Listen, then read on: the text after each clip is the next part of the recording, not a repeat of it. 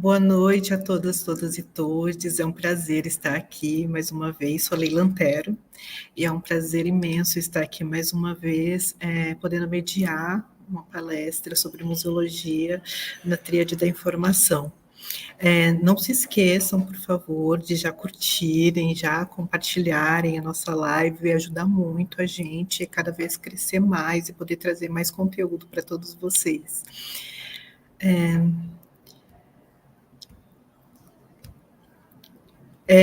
O Congresso Nacional decretou e sancionou a Lei número 7.287, 1984, que regulamenta a profissão de museólogo, museóloga e museóloga no Brasil.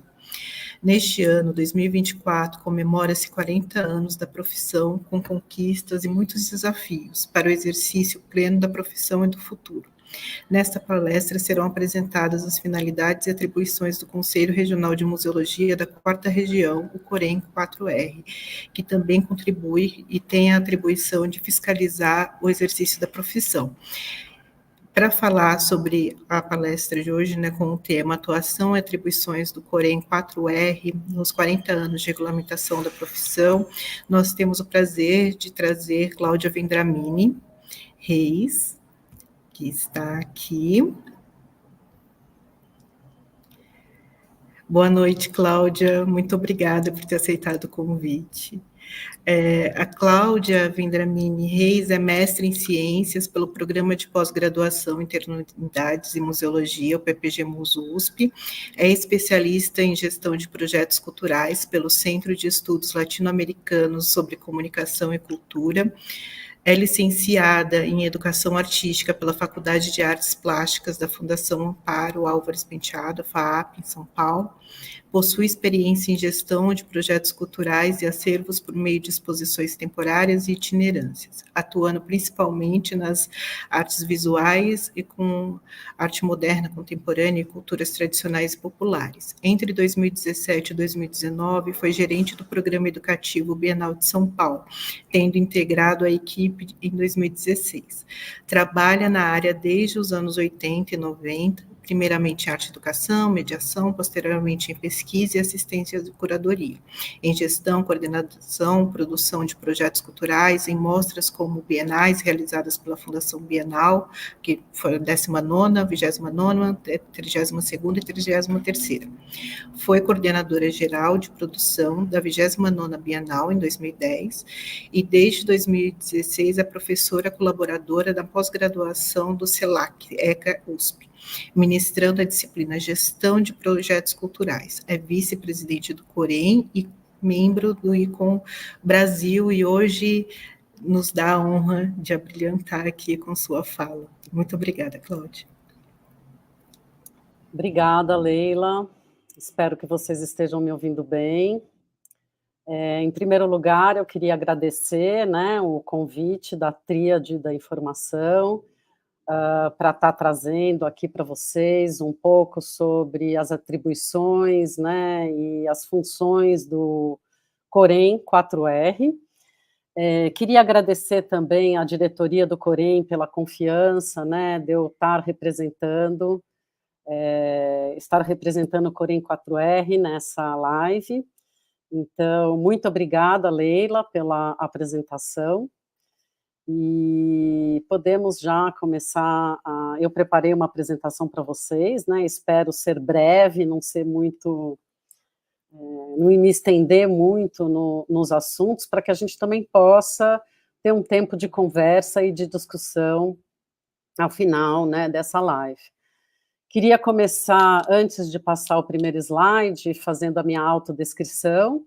Eu sou uma mulher branca, tenho cabelos lisos, grisalhos, uso óculos de grau, meus cabelos estão presos atrás com uma fivela, ao meu fundo tem uma parede branca, uma cortina branca, e dá para aparecer um pedacinho do prédio, da janela, e estou usando uma camisa azul claro e por baixo uma camiseta branca.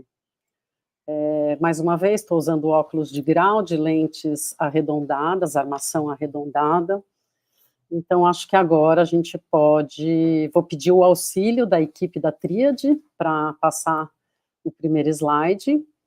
que é basicamente uma apresentação dessa live, né, a atuação e atribuições do Conselho Regional de Museologia, especificamente do Corém 4R, mas todos os Coréns, né, têm as mesmas atuações e atribuições, e queria enfatizar, né, que nesse ano de 2024, nós vamos estar comemorando 40 anos da regulamentação da profissão. Então, é um ano de comemoração, de muitas conquistas, mas ainda temos muitos desafios, né, para a profissão de museólogos, museólogas e museólogos. Então, é um prazer estar com vocês aqui e espero que eu possa atender à expectativa de vocês. Pode passar para o próximo slide, por favor.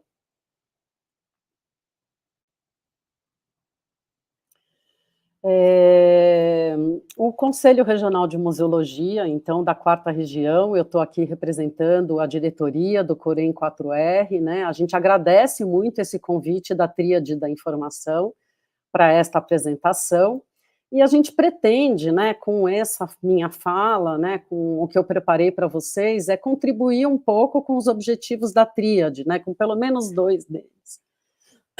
Desculpa, com 2 deles, que é trazer para os profissionais da Tríade, né, uma nova maneira de ver a profissão e o mercado de trabalho no campo da museologia, né, e proporcionar momentos de reflexão sobre a profissão de museólogos, museólogas e museólogos para as próximas décadas, para além desses 40 anos que a gente está comemorando nesse momento. Podemos passar para o próximo slide.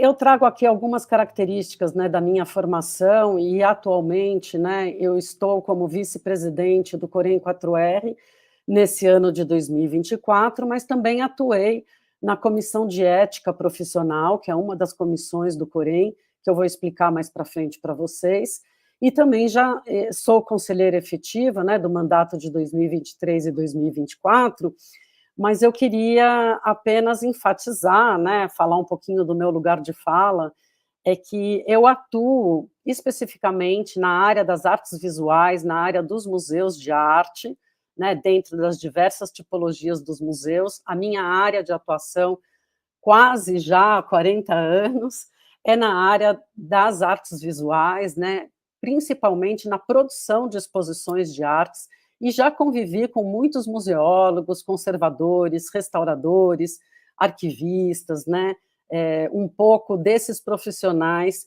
que provavelmente estão aqui nesse público da Tríade.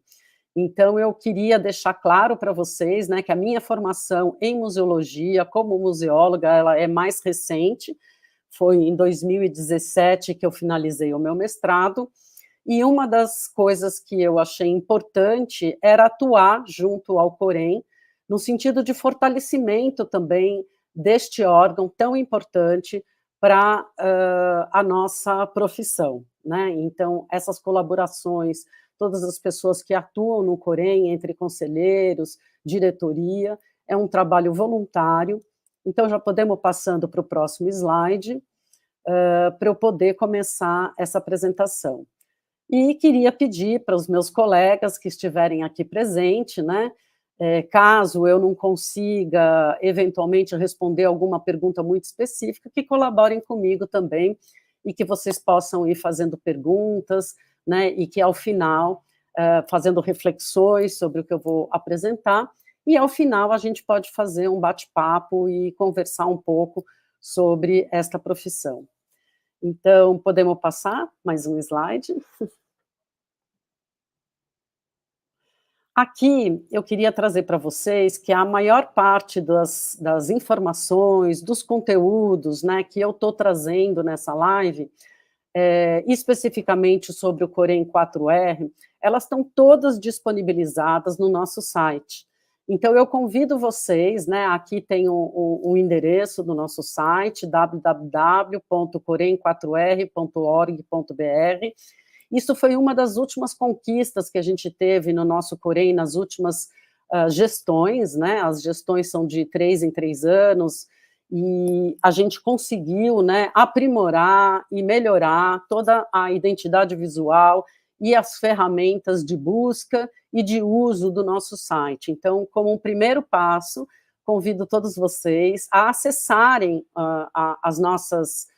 o nosso site, bem como o nosso Instagram, para que vocês possam, caso falte alguma informação ou a gente precise de maiores informações e queiram se aproximar desse universo, todas as informações elas estão contidas lá no nosso site. Então, eu convido vocês aqui presentes a frequentarem o nosso site, navegarem e buscarem as informações necessárias. Então, aqui eu deixo como ilustração a nossa primeira página, né, a nossa home no site do Corém 4R.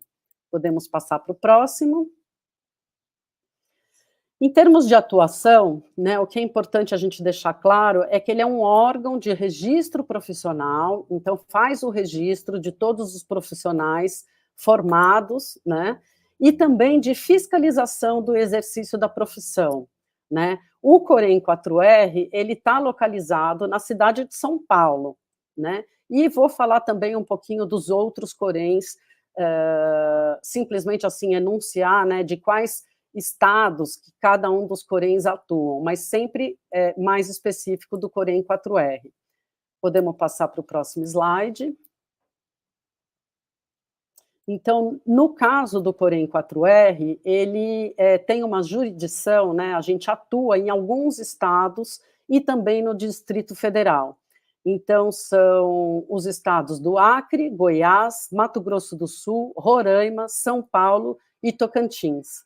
Importante falar para vocês, né, que nós vivemos num país que tem uma dimensão continental, né, de um continente, de um grande continente, com suas especificidades de cada região, de cada estado, sua cultura, né, própria, as diversas culturas. E, por exemplo, a situação do estado de São Paulo ela é muito diferente de Goiás, Mato Grosso, do Acre, mas a atuação, né, em território nacional do Corém 4R em todas essas regiões, em todos esses estados e no Distrito Federal, como está demonstrado aqui no mapa do Brasil, aqui ao lado. Então, o amarelo mais forte é a área da nossa atuação, é uma grande parte, né, do território em que a gente atua. Podemos passar para o próximo. E nós temos o Conselho Federal de Museologia, né, o COFEM, e os Conselhos Regionais de Museologia, que foram criados na década de 80. Né? Tem o decreto que regulamenta, né, a Lei 7.287, e é o decreto 91.775, de 15 de outubro de 85, e tanto o COFEM quanto os Coréns, né, de todas as regiões, nós temos o Corém 1, o 2, o 3, o 4 e o Corém 5, cada um atuando numa região do Brasil, eles são autarquias federais, né? Para quem ainda não conhece esse termo de autarquia, ela é um serviço autônomo, entendeu? Porém, ele é criado por lei, ele tem uma personalidade jurídica, patrimônio e receita próprio, né? Mas para executar atividades típicas da administração pública. Então, todas as atividades do Corém, 4R e dos outros Coréns, né, são visando, né, são típicas da administração pública e tem todo um procedimento de prestação de contas e tal para a União, né, junto ao COFEM e à União Federal também. Passamos para o próximo slide. E qual a função desse sistema, né, do Conselho Federal e dos Conselhos Regionais, né? A missão legal do sistema COFEM e Coréns é de normatizar, orientar, disciplinar e fiscalizar o exercício da profissão de museólogo, museóloga e museóloga, que comemora 40 anos. Né? Se a gente pensa na nossa história, né, numa linha de pesquisa da história dos museus no Brasil, a gente vai ver que os museus brasileiros, eles foram criados, né, no processo de colonização desse território, e nós temos instituições bastante antigas já, né, como, por exemplo, o Museu do Ipiranga, aqui em São Paulo, ou mesmo o Museu Nacional, né, do Rio de Janeiro. Porém, a profissão regulamentada de museólogo, ela é bastante recente, né? Apesar de serem 40 anos e isso parecer muito, né? Ela é recente ainda quando a gente pega essa perspectiva histórica da nossa história, né? Da museologia aqui no Brasil e da criação dos museus em diversos estados, né? Com essa complexidade que nós temos no Brasil de cada região ter suas características próprias, né? Então, nós temos uma diversidade imensa de tipologias de museus pelo Brasil inteiro, né? E o Corém 4R ele vai se ocupar especificamente de todos os museus e da profissão, né, do museólogo nos estados em que eu já citei anteriormente, né? E a nossa missão, né, também é de valorização das competências profissionais, né, para uma prática pautada principalmente na ética, né, numa ética profissional, na preservação e comunicação do patrimônio cultural e da sociedade brasileira. Então, é muito importante da gente pensar que, para a gente garantir um Estado de direito democrático no nosso país, é muito importante a participação da sociedade e, principalmente, a participação dos profissionais de museologia, né, dos profissionais, dos estudantes também, né, que estão nas suas graduações, nos seus cursos, para que a gente torne, né, o Corém 4R como um órgão que fiscaliza, normatiza, né, disciplina, orienta, né, essa profissão cada vez mais forte. E também participar de todo o processo de políticas públicas para o setor museal, né, para o campo da museologia. Podemos passar para o próximo. Então, trazendo alguns destaques, né, da lei número 7.287, né, que regulamenta a nossa profissão de museólogos, né, museólogas, ele é privativo dos diplomados em bacharelado ou licenciatura plena em museologia, né, sempre todos os cursos têm que ter o reconhecimento do Ministério da Educação, né. Na época que a lei foi implementada, né, a gente até tinha o Ministério da Educação, ele era ainda Ministério da Educação e Cultura, por isso que aparece aqui, extraí esses trechos exatamente da lei, né?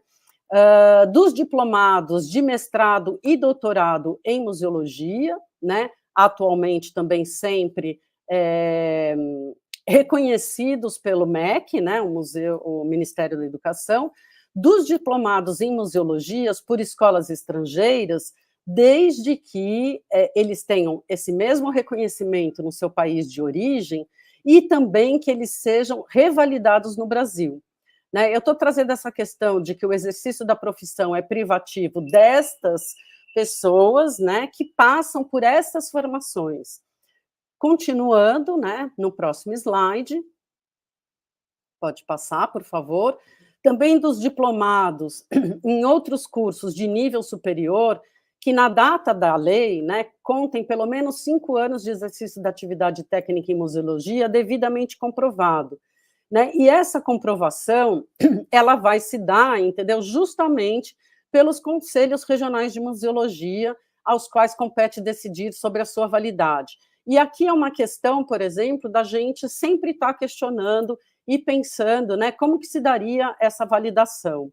Né? É importante pensar que é fundamental, né, que o profissional de museologia ele tenha a sua formação acadêmica, né, reconhecida e devidamente autorizada, né, pelo Ministério da Educação, mas muitas vezes, até por conta da nossa história, né, e da regulamentação da profissão ser tardia, né, quando a gente pensa em políticas públicas, ocorria de você ter profissionais dos museus, né, que passaram longos períodos trabalhando nos nossos acervos, no nosso patrimônio cultural, e que, eventualmente, essa formação foi acontecer um pouco mais tarde, né, foi apenas nos anos de 1930 para frente que nós começamos a ter as formações em museologia aqui no Brasil, né. Bom, passamos para o próximo slide. Então, o Conselho Regional de Museologia, tanto da 4ª Região como de outras regiões, ele possui algumas atribuições, né? As seguintes atribuições, para ficar bem claro, né? A primeira delas é efetuar o registro, né? O registro dos museólogos capacitados a exercer essa profissão, né? Mediante uma série de documentação que ele vai encaminhar para os Corens, né, para que seja expedido, né, para que seja avaliado e concedido a sua carteira de identidade profissional. Né? Essa carteira de identidade profissional, que é o registro oficial, né, que aquela pessoa pode exercer a profissão de museólogo, ela é emitida pelos Corens, avaliada toda a documentação pelos Corens, por comissões que fazem essa avaliação. Né? Uma outra atribuição é publicar, né, no caso, a nossa publicação ela é feita pelo site do Corem, 4R, né, da relação dos profissionais que estão registrados naquela região a qual ele se ocupa, né? E também a fiscalização do exercício da profissão e julgar infrações profissionais previstas na legislação, né?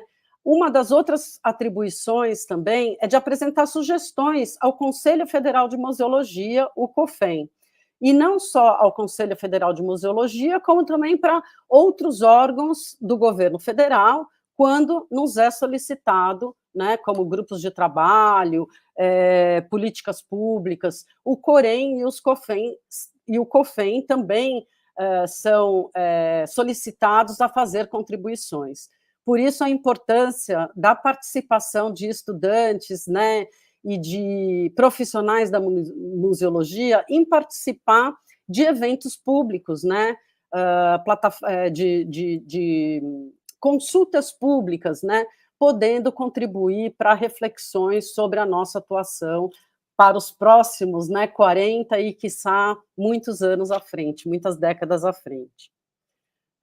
Podemos passar para o próximo slide. Além destas, né, a gente funciona como um órgão consultivo do governo, que eu acabei de falar, né, então podem surgir consultas, né, tanto do governo federal como do COFEM para os Corens, né, dentro da nossa jurisdição, né, da área, né, dos estados em que a gente atua, né, referente ao exercício e interesses dos profissionais, julgar reclamações e representações escritas acerca dos serviços, né, de registros e de infrações, né, por conta da regulamentação da profissão, publicar relatórios anuais, né, periódicos, organizar o regimento interno, e aí eu vou contando mais ou menos para vocês nos próximos slides como que funciona todo esse trabalho a partir dessas atribuições. Espero não estar falando muito rápido, qualquer coisa, vocês podem se comunicar aqui também comigo pelo bate-papo, que eu estou acompanhando, tá bom? Então, seguindo para o próximo slide, por favor. O Corem, ele é constituído, o Corem 4R, né? Toda vez que eu estiver falando do Corem, eu estou deixando bem claro na parte superior dos slides que eu estou falando do Corem 4R, né? Do Conselho Regional de Museologia da 4ª Região. Ele é constituído por 6 membros efetivos e 6 suplentes, né, os quais são profissionais já regularmente registrados. Então, para a gente poder colaborar com o Corem 4R ou outros Corems, eu já tenho que ser um profissional registrado. Esses conselheiros, esses membros, né, dos Corems, eles são eleitos, né, por um regimento interno, então existe a cada período, né, a gente faz o processo eleitoral, onde os profissionais registrados se candidatam, né, e tem uma comissão eleitoral, justamente nós estamos nesse processo, nesse momento, e aí, a partir desses membros efetivos e suplentes, a gente organiza os membros que vão trabalhar diretamente na diretoria e nas suas comissões, né? E é importante frisar que isso é um trabalho colaborativo, né? Não é remunerado, Então, é uma prestação de serviço, na verdade, à sociedade de forma geral e especificamente ao campo da museologia, né. Podemos seguir para o próximo slide. Aqui eu trago como a gente compõe, né, esses membros na sua diretoria e também nas comissões, né? Nós temos um mandato de 3 anos para esses 6 membros efetivos e 6 membros suplentes, né? A diretoria, ela faz a gestão, né, do Corém 4R, e atualmente nós temos um presidente, um vice-presidente, um tesoureiro e uma secretária, né? E o único cargo que a gente tem, que é uma prestadora de serviço, né, que é remunerada, é um auxiliar administrativo, né. Nós temos também os delegados regionais, atualmente nós temos uma delegada do Distrito Federal, então sempre dos membros registrados na nossa região, e 2 vacantes, né, delegadas vacantes, que são de Goiás e do Tocantins.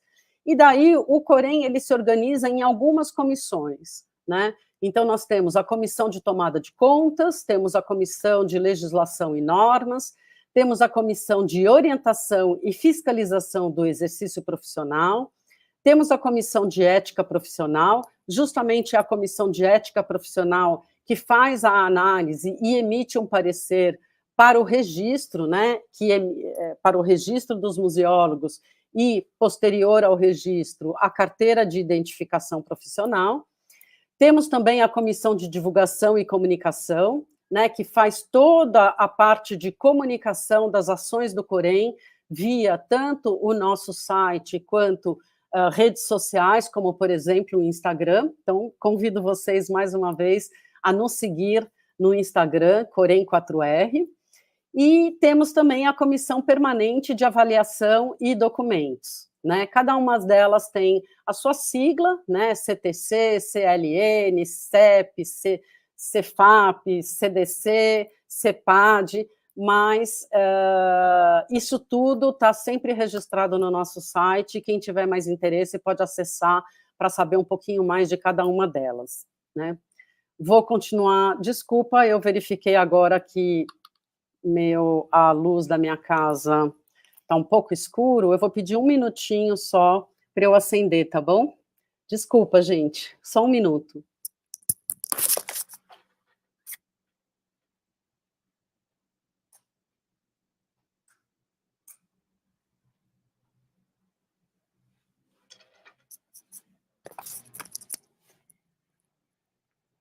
Acho que agora ficou bem melhor, né?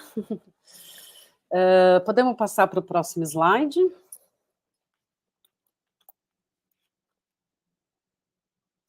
Aqui é só um organograma, né, para vocês entenderem como que é essa distribuição entre diretor, secretário, diretor tesoureiro, presidente e vice-presidente e as comissões.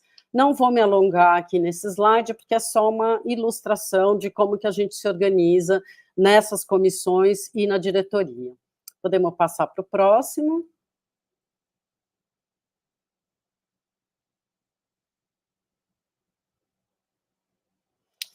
Bom, então falando um pouquinho mais das atribuições, né, específicas que eu já citei anteriormente, mas entrando mais detalhadamente em cada uma delas, né, eu gostaria de destacar um pouco a questão do registro, né, a emissão da carteira profissional.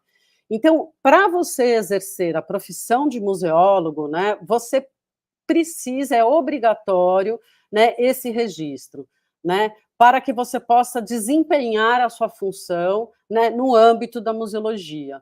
Então, para todos os estudantes graduados, né, pós-graduados em museologia, é fundamental você recorrer, né, você entrar em contato com o Corém da sua região para você, de fato, efetivar o registro para você atuar profissionalmente. E o Corém, né, os conselhos regionais profissionais, né, nós temos conselhos regionais de profissão de arquiteto, de engenheiro, de medicina, é o mesmo para os museólogos, né, você precisa estar registrado e ter a sua identidade como profissional do campo da museologia, né? Então, tanto as instituições públicas como privadas, os museus, né, públicos e privados, também escritórios, né, entidades e outros que estejam desenvolvendo atividades técnicas relacionadas à museologia, também devem solicitar o seu registro para os conselhos regionais da sua região, né? E é a Comissão de Ética Profissional que vai analisar a solicitação desse registro, que vai analisar toda uma documentação que é necessária do profissional que quer ser registrado, né, da pessoa formada, que quer se tornar um profissional, ele encaminha toda uma documentação que está toda descrita no site, né, e aí essa comissão, ela vai informar o deferimento ou não daquele registro, né, vai emitir um parecer, né, que é aprovado posteriormente em ata numa plenária, né? Então é um processo bastante consultivo, colaborativo, coletivo, né, de avaliação, para que todos aqueles que queiram ter o seu registro, né, que ele possa ter o seu registro efetuado e aprovado numa plenária. A partir desse momento, então, essa correspondência toda com a pessoa que está requisitando o seu registro, ela é feita única e exclusivamente por escrito, por e-mail, no momento já desse momento não mais analógico, mas digital, né? E toda a documentação tem que ser encaminhada por esse procedimento via e-mail num primeiro momento, e muitas vezes nós ainda precisamos dos documentos originais, que aí são enviados pelo correio para o endereço da caixa postal do Corém 4R, né? Então, é a Comissão de Ética Profissional que vai analisar toda essa documentação e que vai emitir um parecer favorável ou não ao registro daquela pessoa interessada. Podemos passar para o próximo. E o registro profissional, ele pode ser tanto de pessoa física como pessoa jurídica, né? Assim como também o registro de instituições museológicas e de empresas que atuam no campo da museologia, né? Uma vez você adquirindo o registro, você vai ter uma anuidade, né, que é paga sempre no primeiro trimestre do ano. No momento atual, né, essa anuidade ela está no valor de R$ 410,92. Isso é reajustado, né, de gestão a gestão, de ano a ano, conforme e sempre publicado no nosso site o valor. Então, o registro profissional e o pagamento da unidade, que é fixado pelo COFEM, pelo Conselho Federal, né, é o que habilita o museólogo a atuar profissionalmente, né? Você não adianta só você ter o registro e não contribuir anualmente com essa taxa para que você esteja habilitado a trabalhar profissionalmente, né? E da mesma forma, né, o exercício das atividades, né, do profissional, elas podem também ser feitas eventualmente ou em contratos temporários de prestação de serviço, né? Então, todas essas questões, elas precisam ser comunicadas ao Corém para que você possa estar eventualmente tendo que contribuir com alguma outra taxa, que eu vou falar um pouquinho mais para frente, né? E muitas vezes você pode estar atuando numa determinada região, né, e você ter o registro e a anuidade paga numa determinada região, como, por exemplo, a região de atuação do Corém 4R, mas, eventualmente, como museólogo, você pode, eventualmente, ter que atuar numa outra região que seja de uma outra jurisdição. Então, daí é também importante comunicar ao Corém da sua região para que possa ser feita a transferência de uma região para outra. Se eu estiver falando alguma coisa que esteja muito complicada, vocês vão escrevendo e a gente abre para conversa no final desta apresentação. Podemos passar para o próximo.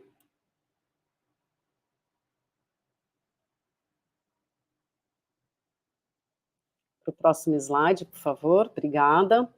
E, além do certificado, do registro, né, e da anuidade paga, pode acontecer também de ser necessário a certificação de responsabilidade técnica. Então, além de eu estar registrado e contribuir com a minha anuidade, e é a partir desta receita, né, financeira, desses recursos das anuidades pagas por todos os profissionais daquela região, que o Corém ele tem esse recurso para administrar, né, e efetivar todos os serviços que são necessários para os profissionais, né. Além desta desse retorno financeiro das anuidades, né, dos registrados, existe também uma outra fonte de recursos, que são a emissão dos certificados de responsabilidade técnica.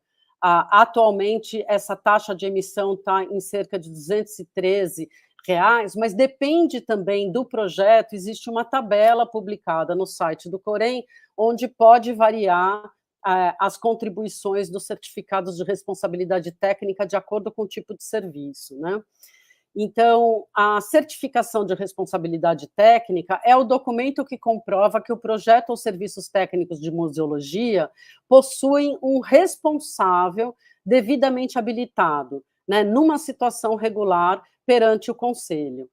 É a mesma coisa que quando a gente está, por exemplo, um arquiteto vai desenvolver um projeto, né, então a gente está no âmbito de uma prestação de serviço também técnica, ou, por exemplo, um engenheiro, ele vai prestar um serviço. Então, nós temos os certificados de responsabilidade técnica, né? Tanto o arquiteto, quanto o museólogo, quanto o engenheiro, você tem uma responsabilidade com aquele projeto, com aquele serviço que está sendo prestado. Então, é por isso que também os certificados de responsabilidade técnica são muito importantes de serem obtidos quando muitas vezes o museólogo é contratado para prestar um serviço de responsabilidade técnica, então ele também tem que entrar em contato com o Corém para acertar toda essa documentação, né? Isso é uma proteção à sociedade, né? A gente confere uma regularidade desta pessoa que é um museólogo registrado e que tem essa responsabilidade técnica não só perante a sociedade, quanto perante a sua classe profissional, os seus colegas, né, de profissão, quanto também com o nosso patrimônio, né? Tanto para aquele que contrata, quanto para aquele que executa o serviço que está sendo prestado, né? Podemos passar para o próximo slide. E aí, essas CRTs, né, elas são emitidas para diversidade de ações e de atividades que um museólogo pode estar desenvolvendo, né? Eu poderia trazer aqui tudo que está elencado na lei, né, que regulamenta a profissão, mas eu trago de uma forma mais leve, né? Então, podem ser projetos de estudo, projetos, pesquisa, orientação, direção, assessoria, consultoria, curadoria, né? Se a gente for pensar, o museólogo ele pode atuar em toda a cadeia operatória, né, dentro de uma instituição museológica, né? Então, podem ser atividades desde da preservação, da conservação, de um acervo de coleções museológicas, nas mais diversas tipologias de museus, né, sejam museus de arte, museus de história natural, museus de ciências, né, ecomuseus, enfim, nós temos uma tipologia grande de museus espalhados pelo Brasil todo, né? Podemos também trabalhar com consultoria, com assessoria, com projetos de pesquisa, curatoriais ou não, também na questão da documentação, né, arquivos e bibliotecas também ligados a essa instituição museológica, né, levantamento de dados, pareceres, relatórios, laudos técnicos, por exemplo, né, os laudos de estado de conservação das obras, que é a minha área mais da minha prática profissional nesses últimos quase 40 anos, acho que eu tenho, sei lá, uns 30 e poucos anos de atuação na área das artes visuais e com muitas exposições temporárias, exposições de longa duração nos museus de arte. Então, eu sempre enfatizo, inclusive na disciplina que eu ministro, de gestão de projetos culturais, que podem envolver várias áreas, mas especificamente na área das artes visuais, eu sempre enfatizo para os meus alunos e alunas a importância da contratação de um museólogo, né, como também da importância de conservadores, restauradores, de toda uma equipe que esteja trabalhando desde o início do projeto, desde a concepção da exposição, por exemplo. Porque quanto mais a gente tem uma equipe com as suas várias especificidades de cada área, né, é muito importante que o museólogo esteja presente desde o início para que ele faça suas contribuições para o projeto como um todo, né, não só do projeto curatorial, como do projeto expográfico, como do projeto de conservação e eventuais processos de higienização e de restauração dos artefatos, objetos ou obras de arte ou documentos que possam figurar nas mostras, né, temporárias ou não. E, além de inventário, planejamento, e principalmente faz parte da nossa legislação que todos os museus em território nacional, eles tenham um museólogo contratado, então tem essa pessoa especializada, né, com essa responsabilidade técnica em todos os museus, né, e também é facultado aos museólogos devidamente registrados, né, que ele seja um responsável, né, por uma equipe que vai trabalhar no plano museológico, né, no planejamento museológico para todos os museus. É obrigatório também que todos os museus em território nacional tenham os seus planos museológicos. Então, acho que abre-se um campo, né, cada vez mais ao longo desses 40 anos, nós estamos conquistando, né, uma regulamentação para que a atuação do museólogo seja cada vez mais ampla e abrangente, que a gente possa, de fato, cuidar dos nossos patrimônios diversos e que tenha sempre um museólogo trabalhando em cada instituição museológica pelo país, né? Então, acho que isso é bastante importante de ser enfatizado aqui. Podemos passar para o próximo slide. E daí eu gostaria de falar para vocês, né, que uma segunda atribuição que nós temos, né, é de publicar todos esses profissionais registrados, né? Então, aqui eu trago um exemplo, de novo, né, do site do Corém 4R, onde a gente publica todos os profissionais que estão registrados e atuando na nossa região, nesses vários estados e no Distrito Federal, que é da nossa jurisdição, e eles estão não só publicados, essa informação ela está disponível à sociedade, né, e aos profissionais da museologia, por ordem alfabética, mas também existe uma aba onde você pode clicar e verificar os museólogos registrados por região, por estado, né, dessa nossa jurisdição, claro. Podemos passar para o próximo. Além dessas duas primeiras atribuições que eu falei, uma das mais que faz parte da sua missão, não vou dizer mais importante ou menos, porque todas são muito importantes, é a fiscalização do exercício da profissão e julgar infrações profissionais previstas na legislação, né? Então, a fiscalização, de fato, é uma das razões da criação desse sistema do Conselho Federal e dos conselhos regionais, né? Elas foram criadas para acompanhar e fiscalizar as atividades que estão sendo executadas no universo dos museus, né, em território nacional. Claro que dividido por regiões, cada um dos conselhos atua em determinados estados, mas é no sentido de garantir confiança, né, dos serviços que estão sendo prestados, porque os museus, eles de fato têm a sua função social, né, de comunicar, de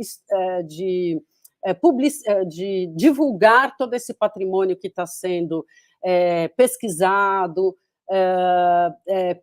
pensado, difundido, restaurado, preservado, né? Então a gente precisa fazer tudo isso de forma ética, que acho que é o fundamental, e ética, gente, não só no campo da museologia, mas em todos os campos, inclusive como cidadãos e cidadãs, né?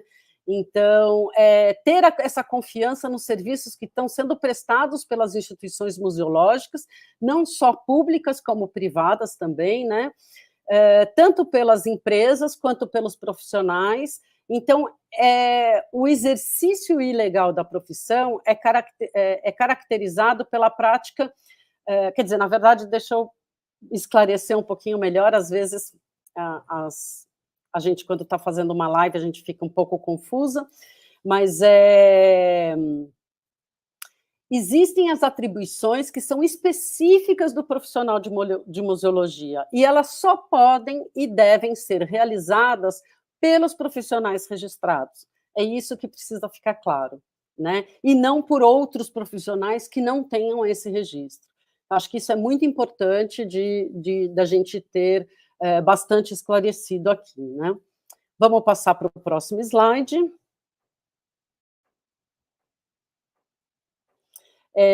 Tem uma pergunta que está sendo feita aqui no bate-papo, se existe uma estimativa de quantos museus e quantos museólogos existe no Brasil. Sim, existe, mas eu não saberia dizer para vocês, nesse momento, os números exatos, né? Mas eu vou chegar num momento aqui da nossa apresentação, em que eu vou falar também do Instituto Brasileiro de Museus, o IBRAM, né, que é um órgão do governo federal, em que nós temos essas informações disponíveis, né? Mas entendendo também que esses números eles estão sempre sendo modificados, porque muitas vezes você tem novos museus que estão sendo criados, tem museólogos profissionais que às vezes deixam de exercer sua profissão porque mudam de carreira, isso acontece bastante em várias carreiras e não só na museologia. Então, eu não tenho como precisar esse número para vocês, mas existe sim, né?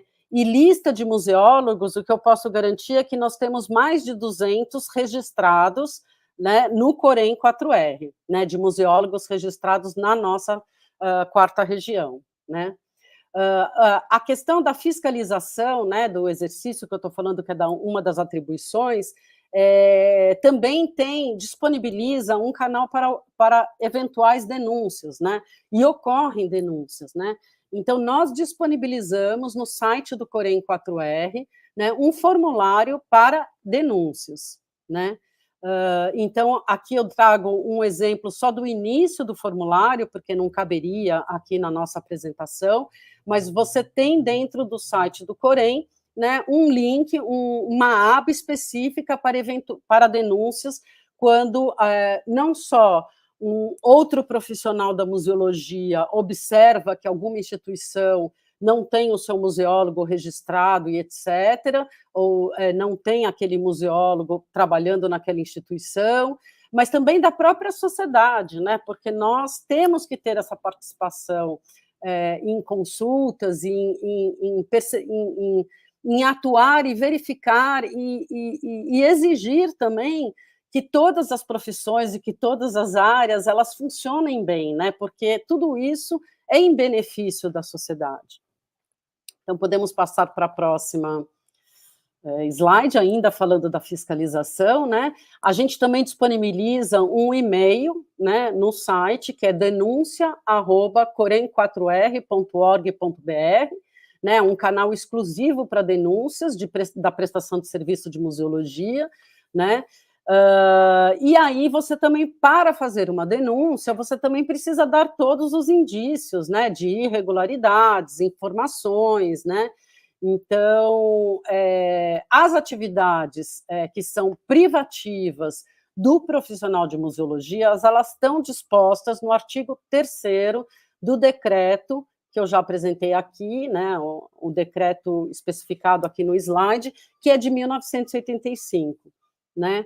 Então, a forma de atuação de fiscalização, ela pode ser tanto direta, né, por meio de visitas em loco, Então, eventualmente, nós podemos, os profissionais, né, e o próprio Corém e o COFEM, eles podem, por meio dos seus membros e dos seus profissionais que atuam nesses órgãos, pode fazer uma fiscalização direta, in loco, numa determinada instituição, e também de forma indireta, por meio de informes e ofícios, né, que são enviados. Então, a gente tem esse canal de denúncia, caso alguém da sociedade ou um outro profissional queira exigir os direitos, né, de que todos nós temos, de ter profissionais registrados exercendo essa profissão. Isso acontece em várias áreas, como, por exemplo, um caso recente do Conselho Federal de Medicina, que você tem, muitas vezes, problemas, né, daquela pessoa, daquele profissional registrado num determinado conselho, fazer um mau uso, né, da sua profissão e emitir um laudo ou que vá prejudicar a vida de alguém, ou, no nosso caso, no campo da museologia, que vá prejudicar ou colocar em risco o nosso patrimônio cultural, seja ele material ou imaterial, né?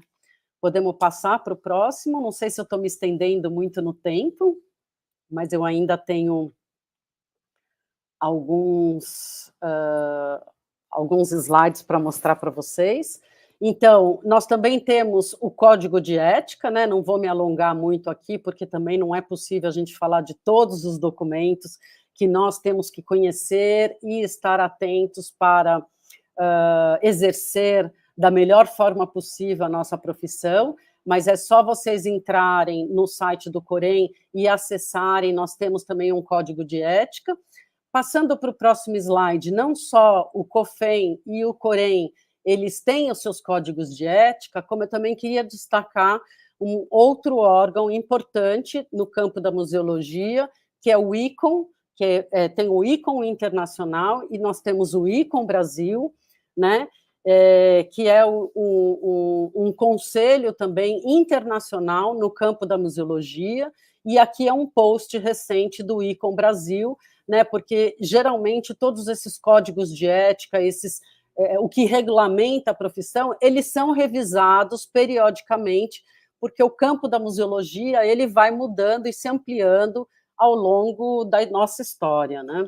Então, é só para ficar um lembrete que o ICOM Brasil também tem uma série de documentações importantes e também tem o Código de Ética, que é o Código de Ética internacional e traduzido em algumas línguas, né?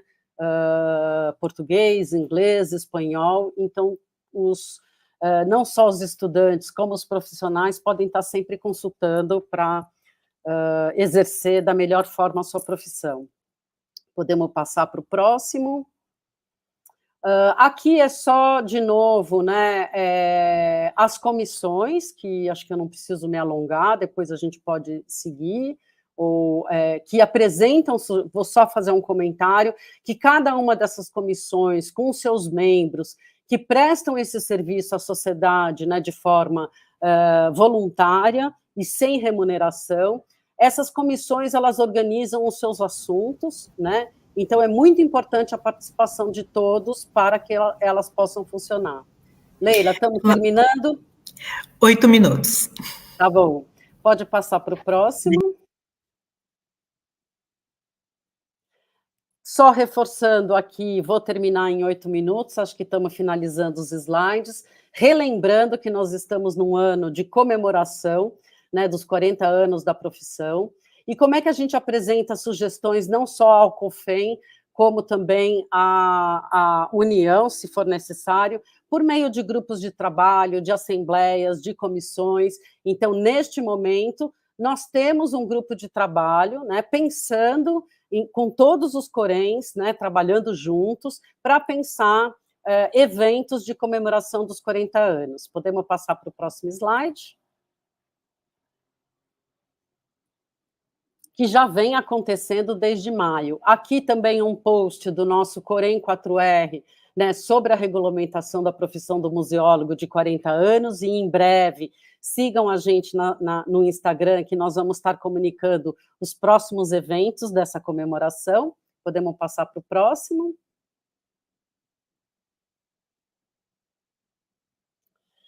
Já falei aqui, né, de funcionar como um órgão consultivo do governo, acho que isso já ficou claro, podemos passar para o próximo slide.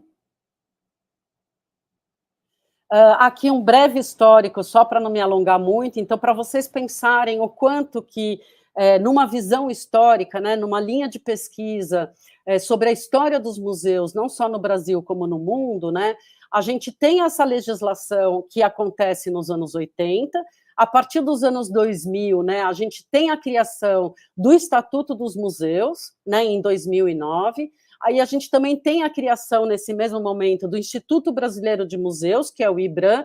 Então, se a gente for pensar, né, que nós temos os museus, desde o nosso processo, desde o processo de colonização no Brasil, né, não vou falar de descobrimento, porque a gente já sabe que é um redescobrimento, porque já existiam os povos originários aqui no nosso território, e uma outra questão muito importante nos museus atualmente é como pensar, né, de forma...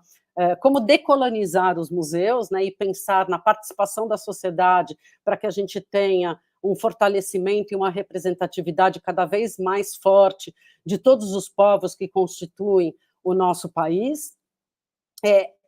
De uma certa forma, temos muitos motivos para comemorar 40 anos de regulamento da profissão, mas nós temos ainda muitos desafios, né? E é fundamental a participação dos estudantes, dos profissionais, em todas as oportunidades de consultas públicas e fazermos as nossas contribuições.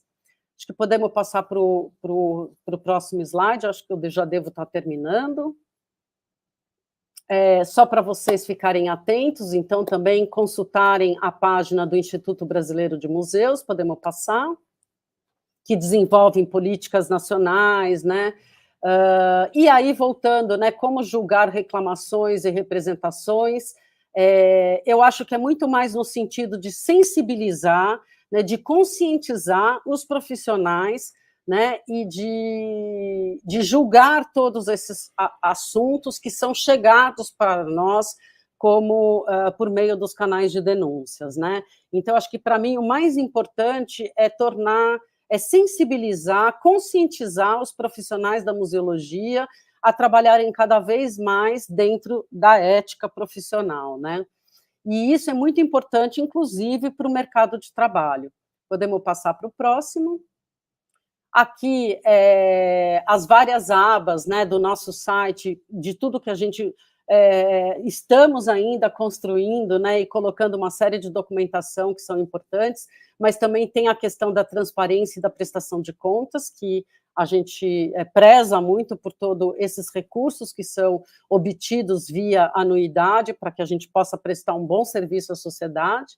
Podemos continuar, e eu acho que nós já estamos encerrando. Pode passar, né? Organizar regimento interno, tem uma série de abas que vocês podem consultar lá no nosso site.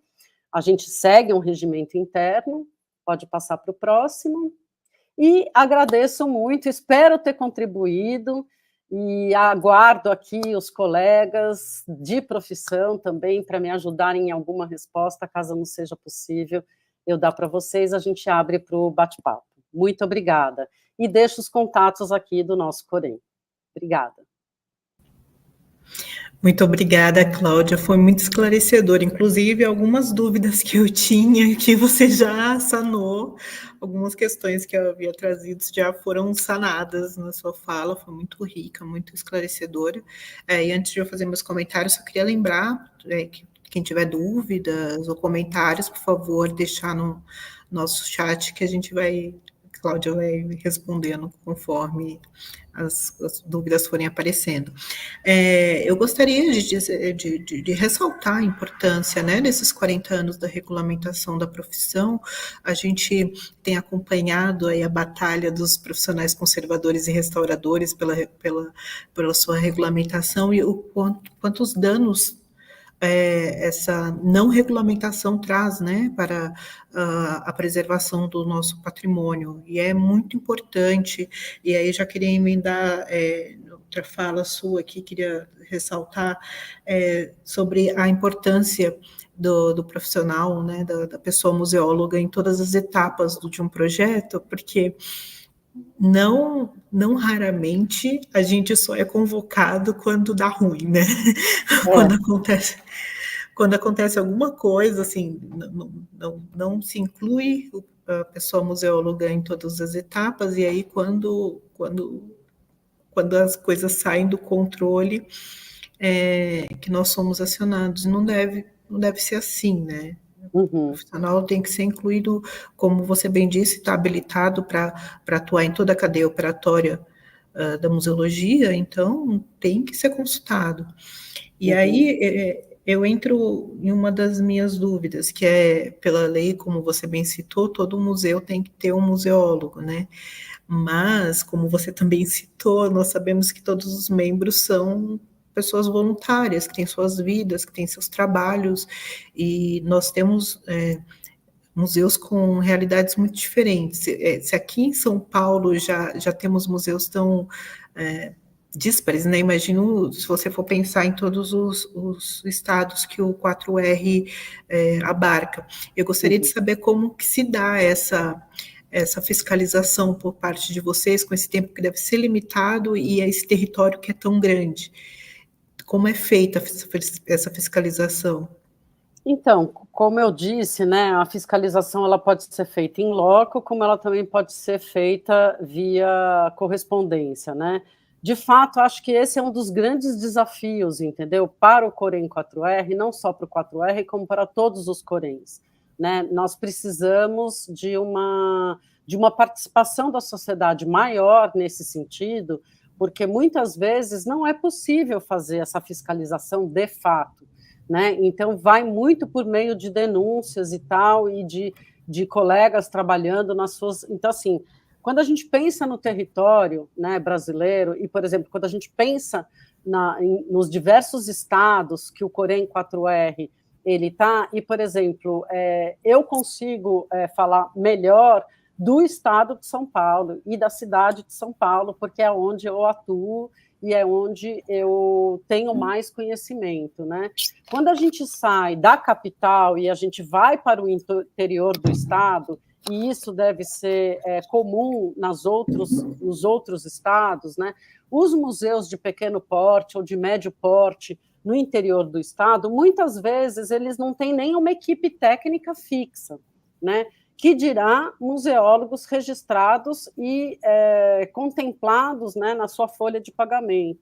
Muitas vezes, a realidade dos museus, elas ainda têm muito a melhorar, entendeu? Então, o que eu sempre procuro dizer também para os meus alunos é que não adianta só existir leis, né? Não adianta só existir decretos, entendeu? Não adianta só existir regulamentação, entendeu? Porque na prática, entendeu? Muitas coisas elas precisam avançar. E elas só avançam, entendeu? Com a participação da sociedade e com esse trabalho, muitas vezes, que é voluntário também, né?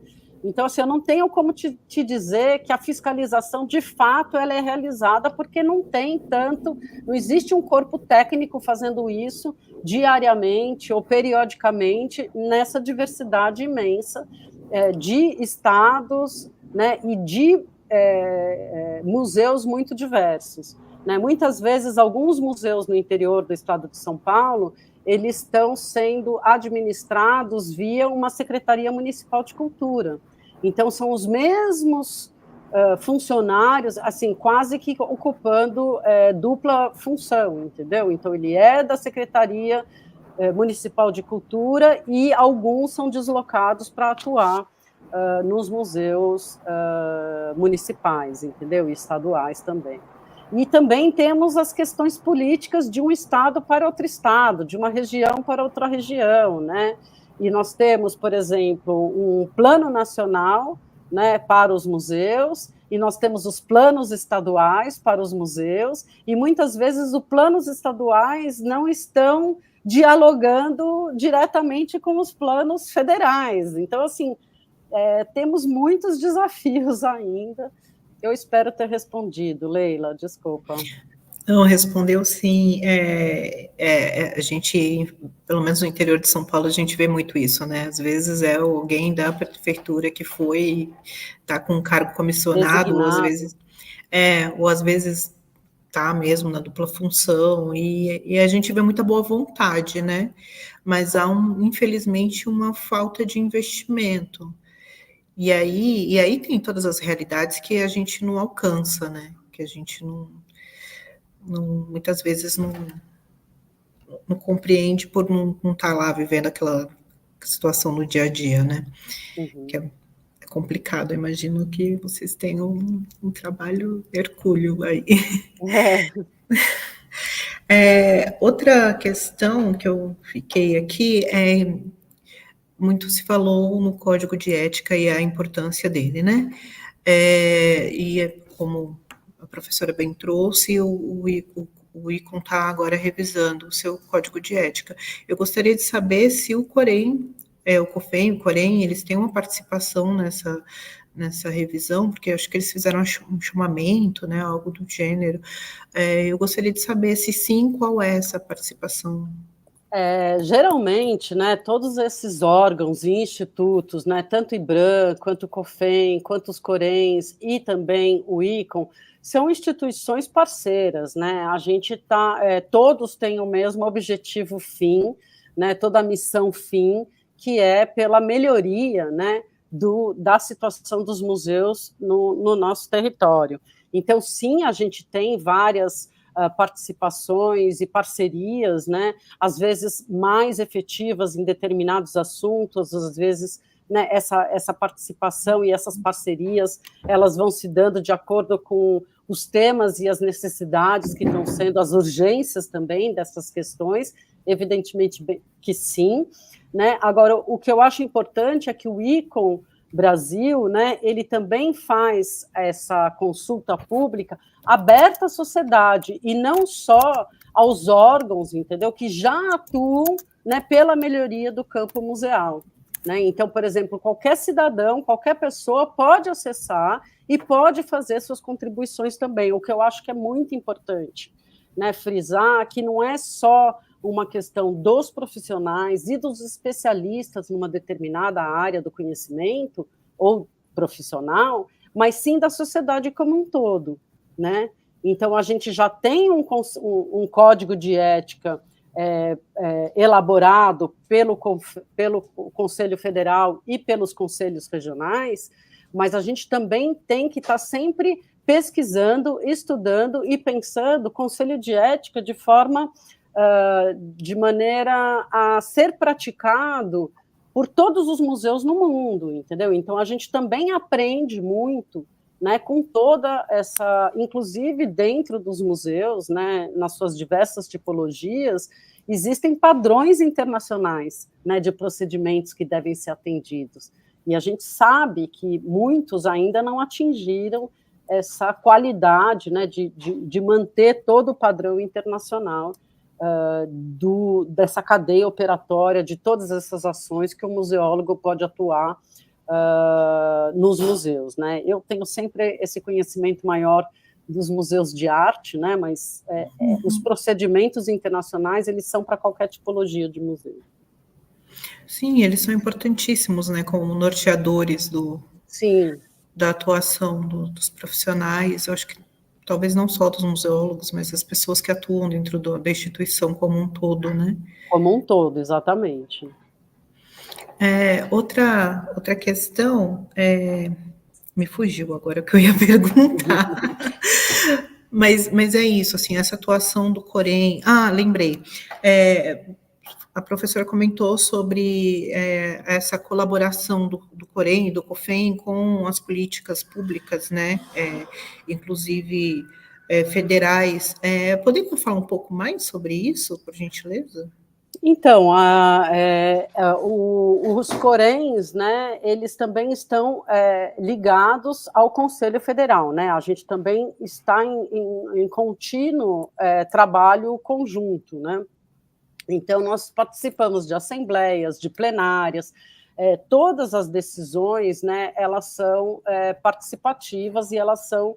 Então, nós temos as comissões internas dos Coréns, né, que analisam cada uma os seus assuntos específicos, com as especificidades de cada uma das questões.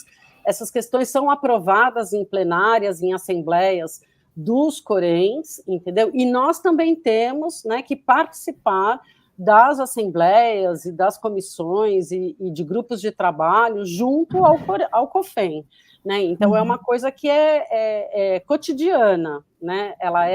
Tem algumas que são anuais, algumas que são semestrais, né? Então, esse trabalho ele é contínuo, né? E podem acontecer também, falando de novo de parcerias, né, do IBRAM, por exemplo, que é outro órgão, também uma autarquia federal, né, que pode consultar o COFEN e os Coréns e a gente trabalhar conjuntamente, né? Claro que nem sempre tudo é assim, essa maravilha que nem eu estou contando. Existem embates, existem conquistas, existem desafios, existem...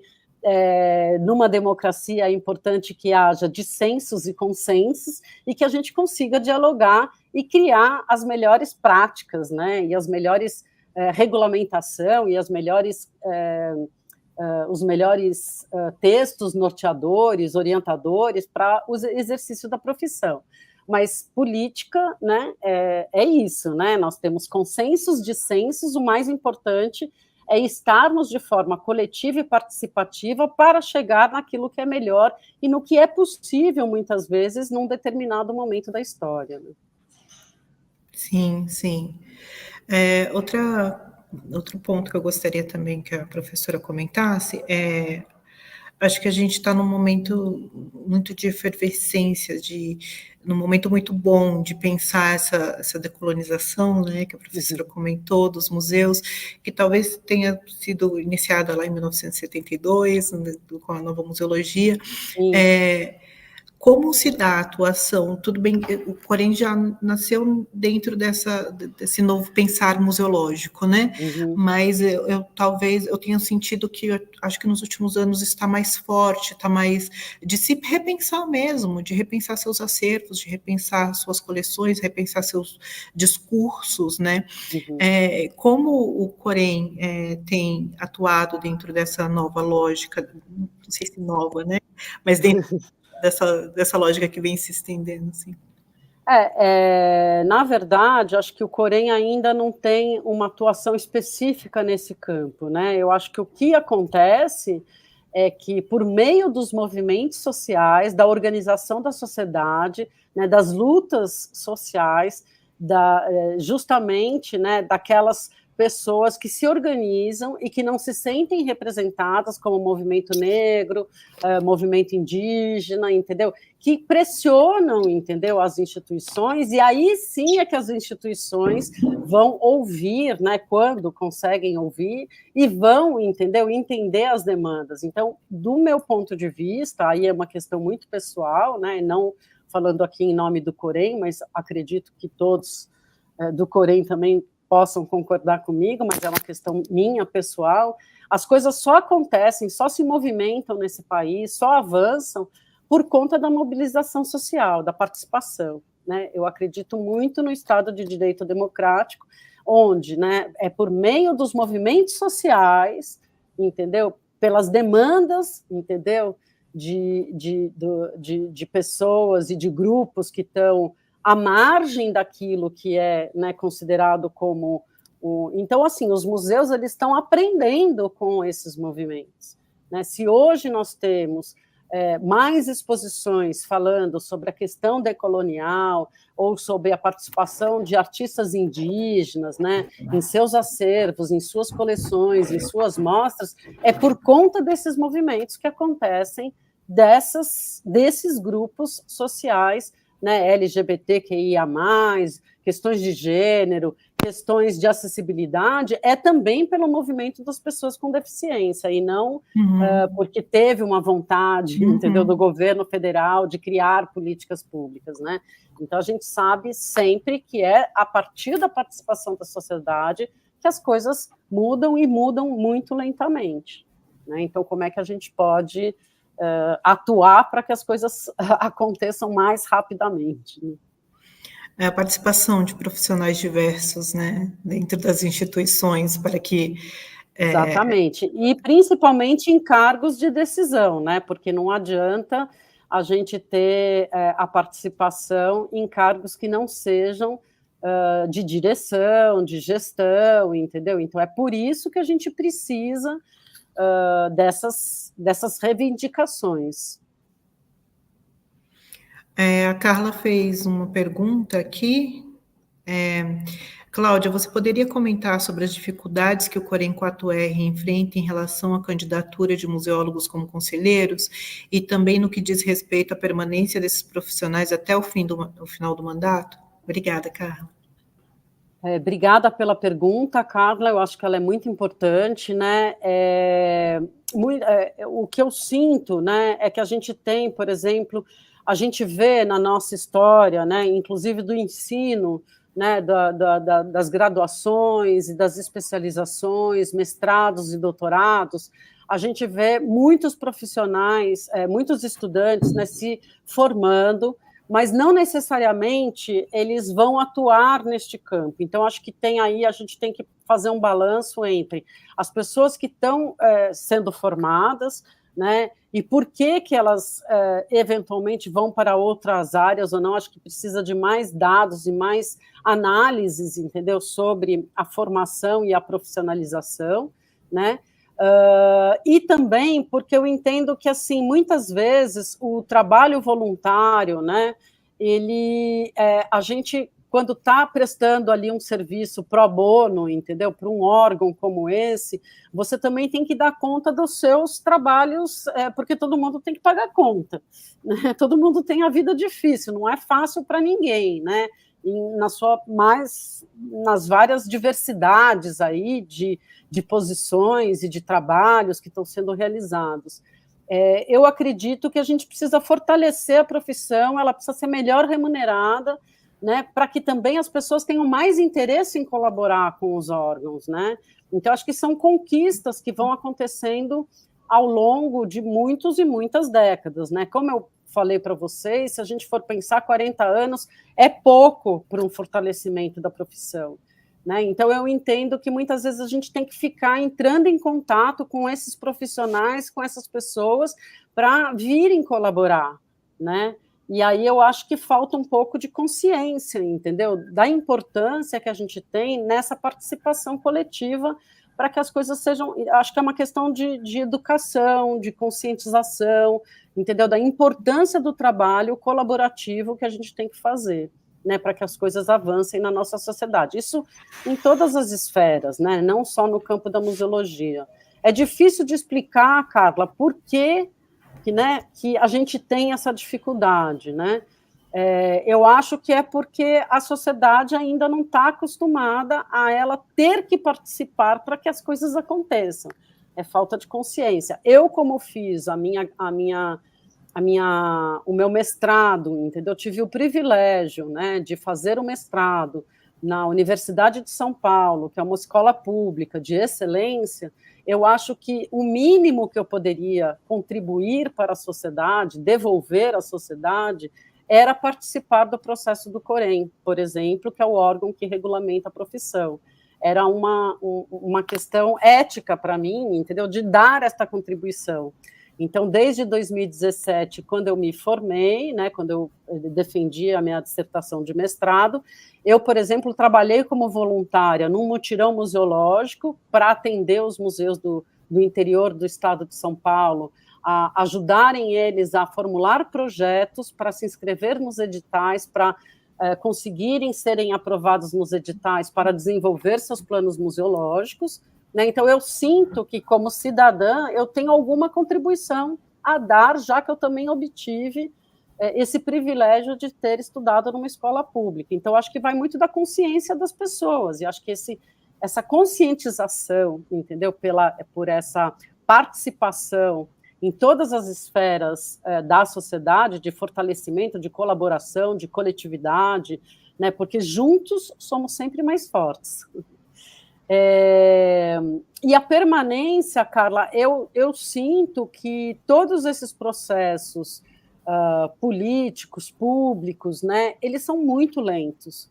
Né? No privado, as coisas andam muito mais rápido do que nos órgãos públicos. Né? Fazer acontecer na esfera pública é muito mais lenta sempre do que na esfera privada. Então, acho que isso é uma das razões pela desistência, entendeu? O Saulo comentou aqui que é isso, Cláudia, precisamos muito nutrir essa consciência de responsabilidade com o coletivo e com a defesa da profissão.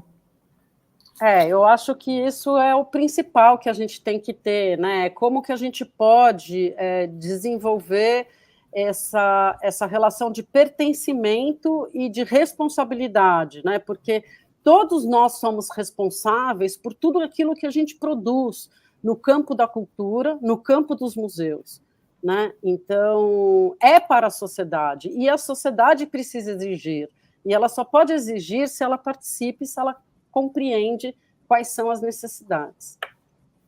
Não, ótima sua fala sobre o retorno que a gente dá para a sociedade, né? Nós que nos formamos no mestrado da USP. Uhum. E é isso mesmo, né? O que a gente tem devolvido para a sociedade. Também tenho participado de alguns editais no interior de São Paulo, e também eu acho que eu preciso me perguntar o que eu tenho devolvido para a sociedade pela minha formação. Você já está contribuindo, Leila, com a tríade da informação, né, colocando esses conteúdos disponíveis na internet, quer dizer, você já está dando a sua contribuição também, assim eu entendo, né, participando da tríade, né? Parabéns para vocês e pelo trabalho que vocês fazem. Obrigada, muito obrigada. Eu só queria comentar aqui, para as pessoas que estão acompanhando, Carla também faz parte do Corém 4R, e eu acompanho a Carla no Instagram, e ela está lá sempre lutando pela classe. Isso. Agradecer ao Saulo também, que é do Corém 1R, né, Saulo, se eu não estou enganada. Muito obrigada a vocês que lutam pela nossa profissão, né? Mas, acho que eu dei uma travadinha aqui, eu voltei. Mas é isso, né? Só complementando, o que a gente... o trabalho do museólogo já é um trabalho quase de militância, né?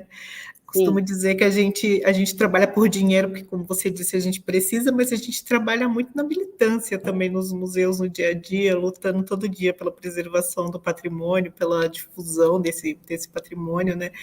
E aí participando de grupos voluntários ou não, já é um trabalho hercúleo, já é um trabalho incessante, né, diariamente. E a gente sabe todos os percalços que a gente encontra até nos cumprimentos mesmo, né, da lei no dia a dia, assim, por parte de muitas entidades. E é muito complexo lidar com todas essas questões todos os dias. Cláudia Vilhena agora. Boa noite, Cláudia e Leila, parabéns pela palestra. Eu gostaria de saber se existe alguma aproximação entre o Corém e os cursos de museologia, diálogos, trocas de informação e etc. Sim, é claro que esse diálogo ele pode sempre estar melhorando e sendo aprofundado, né? Mas a gente tem uma das comissões, né, que trabalha justamente na formação, né, no aperfeiçoamento. Então a gente tem dentro das comissões uma específica que vai estar atuando. Mas claro, gente, é um órgão que precisa estar sendo fortalecido, né? E sem a participação de novos voluntários, o nosso trabalho, às vezes, fica muito limitado dentro de um escopo do que é possível, né?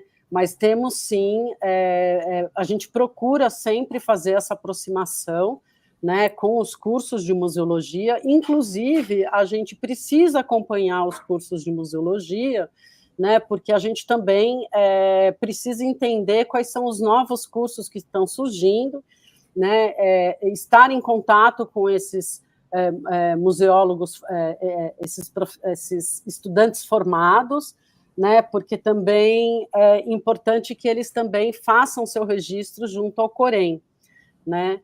E, por exemplo, atualmente nós temos uma outra modalidade de formação, que é EAD, né? Então, a gente tem que acompanhar também os alunos que estão se formando em graduações e também em eventuais especializações de EAD, e isso também, às vezes, demora um pouco para a gente emitir o registro, porque a gente depende sempre do MEC, né, do Ministério da Educação, para validação, para o reconhecimento daquele curso, daquela formação, para a gente poder também emitir os certificados. Então, existe sim alguma aproximação, claro que ela pode sempre ser melhorada e aperfeiçoada, né, mas existe uma comissão específica, né, para trabalhar nessa relação com as instituições educacionais. Bom ponto, Cláudia. Você pode falar um pouco sobre essa questão dos cursos EADs? A partir do momento que ele é reconhecido pelo MEC, ele já é reconhecido pelo Corém? Há um checklist, alguma coisa do gênero, porque precisa cumprir uma cartilha, alguma questão, assim, alguma... A legislação ela é muito clara, né? Você pode exercer a profissão de museólogo desde que você, dentro daquilo que eu já coloquei aqui na apresentação, né? Uhum. A gente pode checar novamente lá no site do Corém, dos Coréns e do COFEM, mas a gente tem que tem que ser graduado, né? Ou bacharel, tem todas aquelas condições. E aí a gente tem poucos ainda, pelo menos na nossa região, né? De graduações EAD, mas algumas delas já existem e já foram reconhecidas pelo MEC, né? Então, não vou citar exemplos e nomes aqui, porque acho que não vem ao caso, mas já existem algumas que são reconhecidas, né? Inclusive, também é importante lembrar que todos os cursos, eles recebem avaliações regulares, né, do Ministério da Educação, e tem as suas notas, né, 3, 4, 5, então, quer dizer, uma vez o curso sendo reconhecido pelo MEC, isso aí, os Coréns, entendeu, eles estão, então, uma vez com este reconhecimento do curso, aquele formando, né, naquele curso reconhecido pelo MEC, ele pode solicitar o seu registro, tem uma série de documentos que têm que ser apresentados, e a partir da análise de toda essa documentação, tendo o diploma reconhecido pelo MEC, aí sim ele tem o direito ao registro. Não, é importante, né, que tenham esses cursos em diversas modalidades, porque a gente falava há pouco sobre os museus decoloniais, mas aí precisa ter a diversidade, né, precisa atingir mais pessoas, que não somente, em algum momento o museu foi muito da elite para a elite, né, E aí, quanto mais pessoas a gente conseguir atingir, abranger, maior será a diversidade desses corpos técnicos, né? Sim. E de gestão. Com certeza. Nós temos mais alguma pergunta no chat? Acho que do que eu tenho acompanhado, acredito que não, Leila. Eu acho que nós podemos, então, ir para o final. Gostaria de fazer mais algum comentário, Gostaria muito de agradecer por essa confiança da diretoria do Corém 4R e também da confiança de vocês da Tríade. Espero ter contemplado aqui com o que me foi solicitado e agradeço mais uma vez o convite e espero ter atendido aí aos participantes, às curiosidades e, bom, quem sabe a gente se encontra numa próxima oportunidade. Agradecer especialmente a você, Leila, que me fez o convite, mas agradecendo a toda a equipe da Tríade também. Muito obrigada. Eu que gostaria muito de agradecer pela sua participação, professora. Alguns participantes estão perguntando sobre a lista, mas eu vi que acabou de colocar o link aqui. A Carla acabou de subir. Obrigada, Carla. Obrigada, Carla. Nós agradecemos muito, né, pela sua participação. É muito importante para a gente entender mais sobre a atuação, sobre as ações do Corém, sobre tudo que foi trazido aqui hoje, né? E para mim foi muito esclarecedor Para mim foi uma fala muito importante, muito esclarecedora. Eu gostaria de agradecer também ao Corém 4R e a Cláudia a Cláudia, desculpa, eu estou com um problema de memória aqui, problema de... Desculpa. A Carla pela ponte que ela fez. A gente está conversando já há algum tempo, né, sobre essa fala de hoje, e ela nos ajudou muito. Muito obrigada. E muito obrigada, professora. Imagina, eu que agradeço vocês, espero que todos tenham uma boa noite. E estamos aí, o que precisarem é só entrar em contato com o Corém 4R, que a gente responde sempre que possível, um tempo mais breve possível. Muito obrigada. Eu gostaria de lembrar a todos de curtir todas as redes sociais da Tríade, a importância de vocês, a participação de vocês é muito importante para a gente continuar crescendo e trazendo mais profissionais para falarem sobre as áreas de atuação da museologia, da arquivologia e da biblioteconomia. Muito obrigada, gente. Até a próxima.